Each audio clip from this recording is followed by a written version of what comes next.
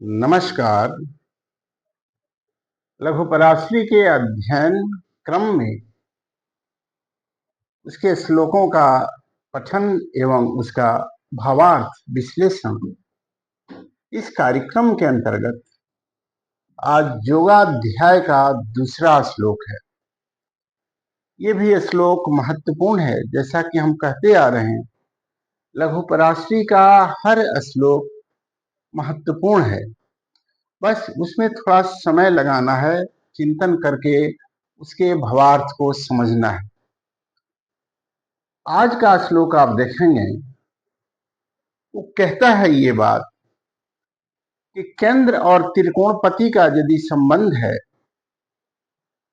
और कहीं से कोई थोड़ा दोष युक्त भी है, अर्थात उसकी दूसरी राशि किसी अन्य भाव में है, जैसे 3, 6, 11 में हो, तो भी वो शुभ फलदायी होता है। और यदि उन केंद्र त्रिकोण पतियों का संबंध किसी अन्य त्रिकोणपति से हो जाए तो फिर कहना ही क्या है, वो तो बहुत ही उत्तम राजयोग कारक हो जाता है। अर्थात जिसमें मान, सम्मान, धन, पद, प्रतिष्ठा सबकी प्राप्ति हो, ऐसी कुंडली हो जाती है और उस कुंडली को बल मिलता है। आप देखिए थोड़ा एक बार श्लोक को। केंद्र त्रिकोण नेतारो दोष युक्ता वपि स्वयं संबंध मात्रा बलिनऊ भवेताम योग कारको। यानी केंद्र त्रिकोणपति की जो नेतारो माने जो उसके अधिपति हैं, वो दोष युक्त भी हों। दोष युक्त की हमने बतलाया कि यदि एक राशि केंद्र में है या त्रिकोण में है, दूसरी राशि 3, 6, 11 भाव में पड़ जाए, चाहे दूसरे भाव में पड़े, तो भी वो योग कारक बन करके शुभ फल देते हैं। और यदि उनका संबंध किसी अन्य त्रिकोणपति से हो जाए तो फिर वो कुंडली तो बहुत ही बलशाली हो जाती है। ऐसा इस श्लोक का भावार्थ हुआ। प्रस्तुत कुंडली में आप देखिए, कुंभ लग्न है। कुंभ लग्न का स्वामी जो है शनि जो है वो 9वें भाव में है और 9वें भाव का स्वामी जो शुक्र है वो लग्न में है, यानी कुंभ राशि में है। तो यहाँ पर ये स्थान परिवर्तन संबंध हो गया, माने एक के घर में दूसरा, दूसरे के घर में तीसरा। इस कैसे संबंध बनता है ग्रहों का? 4 प्रकार का जो संबंध है। प्रथम स्थान संबंध, दृष्टि यस्तु द्वितीय का, और स्थान संबंध, एक साथ बैठने का संबंध, और एक दूसरे, इस तरह के 4 प्रकार का संबंध बनता है। इसको विशेष रूप से जानने के लिए हमारा जो वीडियो नंबर जो 13 नंबर का जो वीडियो है, वो पूरे अच्छे से मैंने समझाने का प्रयत्न किया है कि किस तरह से ग्रहों का संबंध 4 प्रकार का बनता है।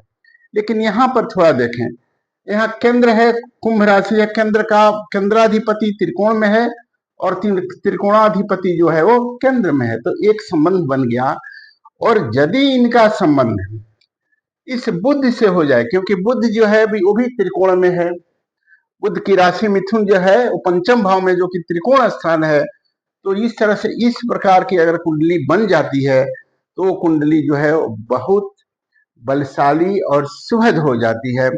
एक जगह श्लोक में ये कहा है, प्रबलाश्चोत्तरोत्तरम, अर्थात लग्न में यदि 1 पॉइंट मिलता है, केंद्र स्थान की बात कह रहा हूं, तो चतुर्थ में 2, सप्तम में 3 और दशम में 4। तो जैसे लग्न का स्वामी 1 पॉइंट, और यहाँ और इसी तरह से त्रिकोण में इसमें 2 और इसमें 4 और इसमें 4, इन दोनों का संबंध हो गया, तो ये 5 पॉइंट हो गया, यानी 5 बल मिला।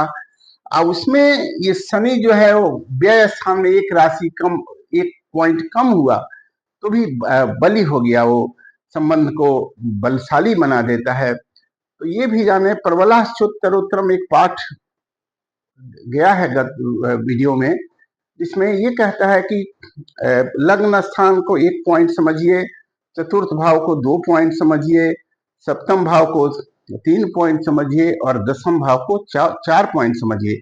अर्थात दशम भाव से यदि किसी लग्न को या त्रिकोण को संबंध होता है तो 4 पॉइंट और उसका 1 पॉइंट, उतना बल बढ़ जाता है। उसी तरह से पंचम भाव को 2 पॉइंट समझिए और उसको नवम भाव को 4 पॉइंट समझिए, यानी क्रमशः ये बलशाली होते जाते हैं। इसीलिए कहा है कि दसम भाव जिसका प्रबल हो उसकी कुंडली ज्यादा प्रबल कही जाती है, सप्तम भाव जिसका प्रबल हो उससे कम। यही फलादेश करने का एक विधान है। प्रस्तुत कुंडली में आपने ऐसे ही देखिए और चिंतन कीजिए, समझिए, यही इस श्लोक का मूल भावार्थ है।